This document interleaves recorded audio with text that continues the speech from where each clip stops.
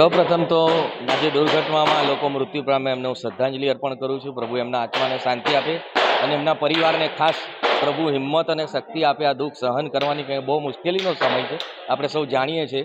કાલે સવારે 10 વાગે અમારા નેનવીનભાઈ અને બોબીભાઈ જે આ કામ કરે છે અને નિલેશભાઈ એમને પર ફોન આવ્યો એર ઇન્ડિયામાંથી કે તમારે 50 100 બનાવી આપવાના છે કોફિન, બને એટલા જલ્દી તમે અમને આ કોફિન બોક્સ પહોંચાડ્યો. એટલે અમે તાત્કાલિકથી સવારે રાત્રે 10 વાગ્યેથી આ બધા જુવાનો આ કોફિન બોક્સ બનાવવાની તૈયારીમાં લાગી ગયા. કેમ કે એક કોફિન બોક્સ બનાવતા 2 કલાકનો સમય લાગે છે અને આજે આપ જોઈ રહ્યા છો એ કામ જરા સહેલું નથી. કેમ કે અમે જાણીએ છીએ આ બહુ અઘરું કામ છે, પણ અત્યાર સુધી મિનિમમ 20 કોફિન તૈયાર થઈ ગયા છે. જે આપણે કોઈ માનવ રોકી નથી શક્યો, પણ આ છેલ્લું કામ છે.